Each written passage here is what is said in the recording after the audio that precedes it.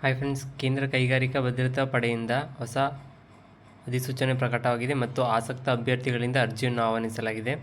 ಹುದ್ದೆಯಲ್ಲಿ ವೇತನ ಎಷ್ಟು, ಅಪ್ಲೈ ಮಾಡಲು ಕೊನೆಯ ದಿನಾಂಕ ಯಾವಾಗ ಅಂತ ನೋಡೋಣ. ಸೊ ಈ ವಿಡಿಯೋನ ಕಂಪ್ಲೀಟಾಗಿ ನೋಡಿ.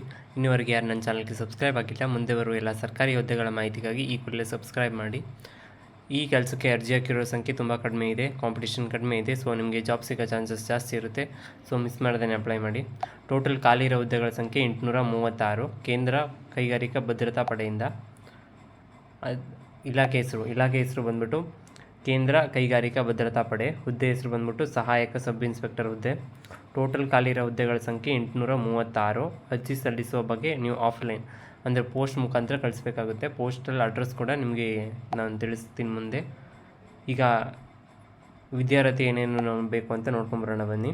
ವಿದ್ಯಾರ್ಹತೆ ಬಂದ್ಬಿಟ್ಟು CASF ಅಧಿಕೃತ ಅಧಿಸೂಚನೆಯ ಪ್ರಕಾರ ಅಭ್ಯರ್ಥಿಗಳು ಯಾವುದೇ ಮಾನ್ಯತೆ ಪಡೆದ ಮಂಡಳಿಗಳ ಅಥವಾ ವಿಶ್ವವಿದ್ಯಾನಿಲಯದಲ್ಲಿ ಪದವಿ ಪೂರ್ಣಗೊಳಿಸಿರಬೇಕು. ನಿಮ್ಮದು ಡಿಗ್ರಿ ಕಂಪ್ಲೀಟ್ ಆಗಿರಬೇಕು. ಯಾವುದೇ ಒಂದು ಮಾನ್ಯತೆ ಪಡೆದ ಮಂಡಳಿಯಿಂದ ಯಾವುದೇ ಒಂದು BSc ಆಗಲಿ ಅಥವಾ BA ಆಗಲಿ ಯಾವುದೇ ಒಂದು ಡಿಗ್ರಿ ಕಂಪ್ಲೀಟ್ ಆಗಿದ್ದರೆ ನೀವು ಇದಕ್ಕೆ ಅಪ್ಲೈ ಮಾಡೋಕ್ಕೆ ಎಲಿಜಿಬಲ್ ಆಗ್ತೀರಾ. ವಯೋಮಿತಿ ಬಂದ್ಬಿಟ್ಟು ಸೆಂಟ್ರಲ್ ಇಂಡಸ್ಟ್ರಿಯಲ್ ಸೆಕ್ಯೂರಿಟಿ ಪೋಸ್ಟ್ ನೇಮಕಾತಿ ಅಧಿಸೂಚನೆ ಪ್ರಕಾರ ಅಭ್ಯರ್ಥಿ ಗರಿಷ್ಠ ವಯಸ್ಸು 35 ವರ್ಷಗಳು. ನೀವು ಎಬೋ 18 ಇರಬೇಕು. 18 to 35 ಇದ್ದರೆ ಮಾತ್ರ ನೀವು ಇದಕ್ಕೆ ಅಪ್ಲೈ ಮಾಡೋಕ್ಕಾಗೋದು. ಎಬೋ 39 ನಿಮಗೆ ಅಪ್ಲೈ ಮಾಡೋಕ್ಕಾಗೋದಿಲ್ಲ.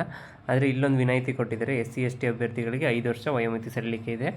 ಸೊ ಅವರು 40 ಇಯರ್ಸ್ವರೆಗೂ ಕೂಡ ನೀವು ಇದಕ್ಕೆ ಆಗಿದ್ದವರು ಕೂಡ ಇದಕ್ಕೆ ಈ ಪೋಸ್ಟ್ಗೆ ನೀವು ಅಪ್ಲೈ ಮಾಡ್ಬೋದಾಗಿರುತ್ತೆ.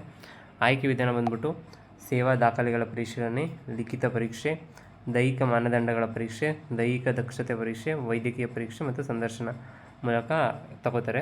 ಒಂದು ಲಿಖಿತ ಪರೀಕ್ಷೆ ಕೂಡ ಕೊಡ್ತಾರೆ.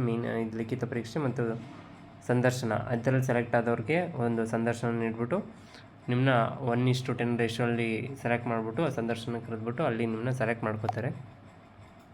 ಪ್ರಮುಖ ದಿನಾಂಕಗಳು ನೋಡ್ಕೊಂಬರಿದ್ದಾರೆ. ಅರ್ಜಿ ಸಲ್ಲಿಸಲು ಪ್ರಾರಂಭ ಆಗಿರೋದು ಈಗ ಜನವರಿ 20, 2024 ಸ್ಟಾರ್ಟ್ ಆಗಿದೆ. ಅರ್ಜಿ ಸಲ್ಲಿಸಲು ಕೊನೆಯ ದಿನಾಂಕ ಬಂದ್ಬಿಟ್ಟು 20 ಫೆಬ್ರವರಿ 2024 ಇದಾಗಿರುತ್ತೆ.